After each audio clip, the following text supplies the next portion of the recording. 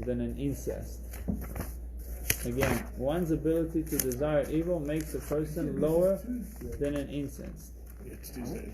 We did yesterday. We did. No, Tuesday is Tuesday, right? So today another humbling, page 91. Another humbling meditation. Right. Think about. My name is Angela.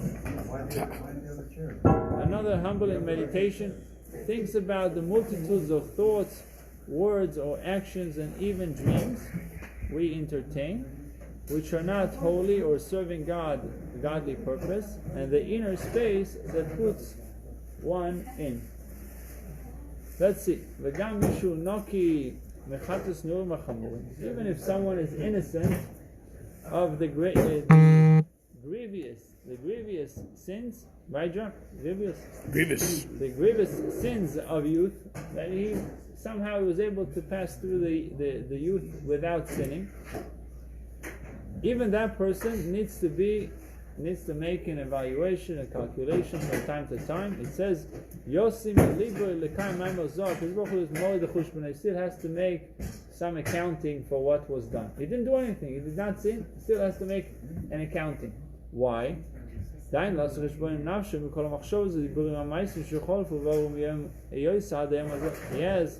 to contemplate about the things that he spoke about, even permissible things, but he spoke, for example, politics. It's not prohibited. He didn't humiliate anybody. He didn't do anything negative. He just spoke neutral things. But he didn't, there was no purpose to it. He wasted his time. So his contemplation is to be whether my thoughts, speech, and actions were connected to the realm of Kedusha, the realm of holiness, or connected to another side, so they are serving the other side.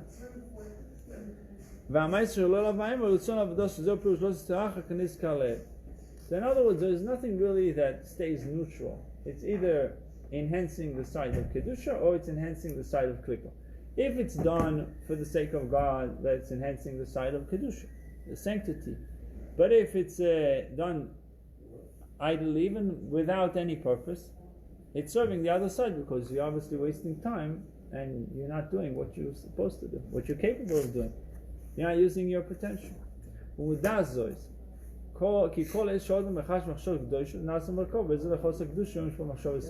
It's known that every time you have holy thoughts, you become a chariot to sanctity, to godliness.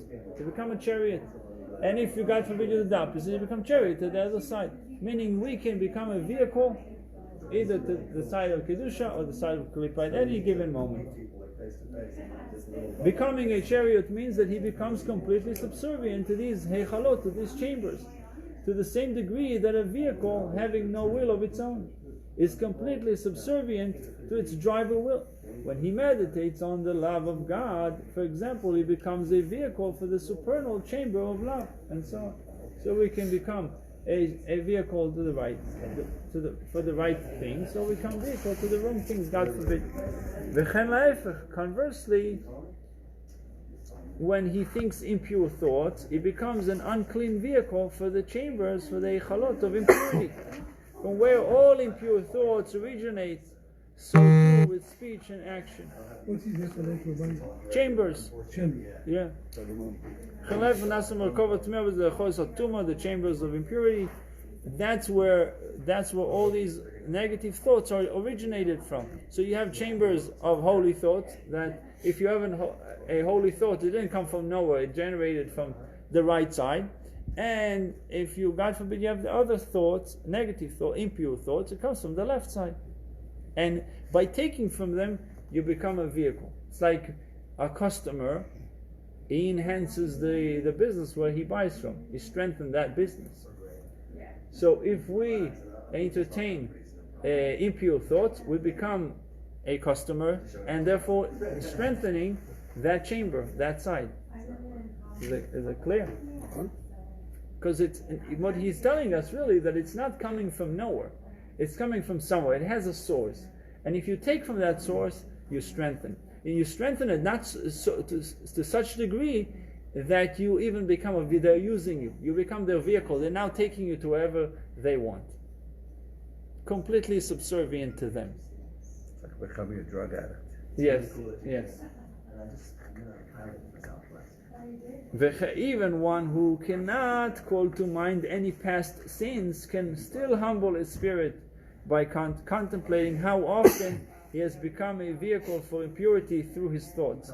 There was a chassid, a disciple of the Alter Rebbe, who was such a genius mind that he said that he can recall 7 years of thoughts. He can go back 7 years and he can tell you what he thought in 2013, this moment within the time of consciousness. That's what he thought about. That moment. this moment. That's the So person who was doing the Cheshbon and Nefesh every night. No, right. So I'm saying over here he says even if you're clean of sin, you have no past sins whatsoever, even at your youth, no sins. Even such a person needs to contemplate about his thoughts, speech, and actions, whether they were the side of kedusha. We're not talking about sinning. We're not talking about sinning. We're talking about to which channel did you connected yourself. Right. You can connect yourself to the channel of impurity without per se sinning. It doesn't have to be sinning. Connecting yourself to the other side. Obviously, how much more so when someone sins that he connects himself to the other side. But by doing things without purpose, it's also sin. As I say, thinking of things is also can bring you to sin. Just Of course, that leads you to sin. That's why it says that. Clean thoughts. Right. They say unclean thoughts is even worse than, sometimes it's worse than action because it lead you to action. Someone does things without it's like even in the court, they would punish somebody more for a crime that was premeditated than a crime that was not premeditated. Why? Because the premeditated, there was thinking, there was planning, and then there was execution. If it's not premeditated, also with the Torah, if someone sinned because of instinctiveness, he did it. He only contaminated his physical hands, feet, his body. Right. But when he sins with his thoughts, he fantasizes and he plans, and then he sins. He contaminated every aspect of his psyche. In the hospital, if someone comes in and they try to kill themselves, and they come in and they said, "I had a plan. This is my plan to kill myself." Right. That's when we Baker Act them and we lock them up. Right. They don't have a plan. They don't Or thought. They just want to kill themselves. We treat them differently. Oh wow! Because they didn't plan on doing it. You see? But they didn't There have you a plan. go. No. Well, like They treatment? said, Someone said, I was going to kill myself, but I planned to cut my throat, cut to this, and cut to that. If you don't have a plan, we treat them differently. Like the guy grabs a knife, he's going to go cut his wife. He's going to go stab her and kill her. He's thinking about it. He was thinking about it. It's worse because he was already premeditating it. Right. Yeah. So, Yosim Aliboy, another thing someone has to contemplate about, even if he's clean. Let's say he checked and he saw that he was clean, everything was perfect by him, thought, speech, and action. Yosim Aliboy, Rov Chalomoy, so the majority of his dreams, and now we're speaking in the Gemara a lot about dreams. So Shem Hevel Berusuach, you will see that for the most part, they are vanity and an affliction of the spirit. Mishum she'en nafsho oilo lemalo, because his soul does not ascend heavenward during his sleep, since it is written, "Who shall ascend the mountain of God, of the Lord?" Meaning, in our context, whose soul shall rise heavenward while he sleeps, to see and absorb matters of Torah and holiness, which will in turn be reflected in his dreams. There's a famous book called She'elos Tshuvos Min HaShamayim. The rabbi that asked, he would go to sleep with a question, he would write the question, and would wake up in the morning with an answer. Wow. So he said, Mi ala bar Hashem, who can ascend to the mountain of God?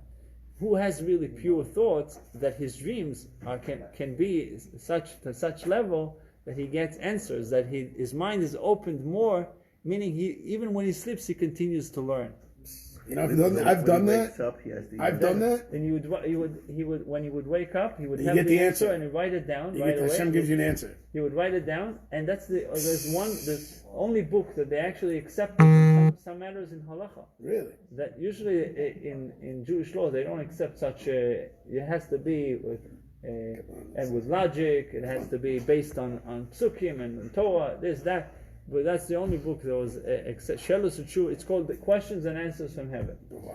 Anyhow, he that has clean Shelot U'Tshuvot Min HaShamayim, questions, answers from heaven. I've done that. So An answer he to that the has answer. clean hands and pure heart, implying that the soul of one whose hands and heart are not pure does not ascend. And that is why his dreams are a patchwork of vanity and foolishness.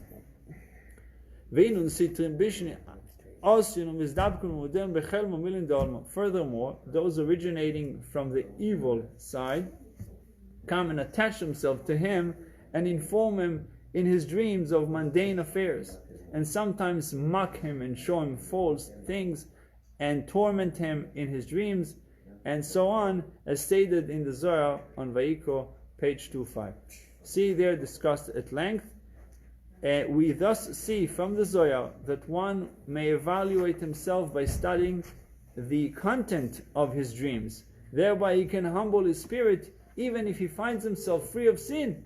In this way he may crush the Sitra he may crush his evil inclination, his animalistic soul within him, as explained above. So the takeaway from today's essay: contemplation to break self-centeredness of the animal soul. My thoughts, speech, and action, which I thought to be neutral, were most likely self-serving. They did not make me a chariot, a vehicle for the divine. So really the question that we have to ask ourselves, what I'm going to say, what I'm going to do, what I'm going to think about, is it going to make me a chariot for the divine or a chariot for the other guy? So we want to be a chariot for the divine in anything that we do. Now on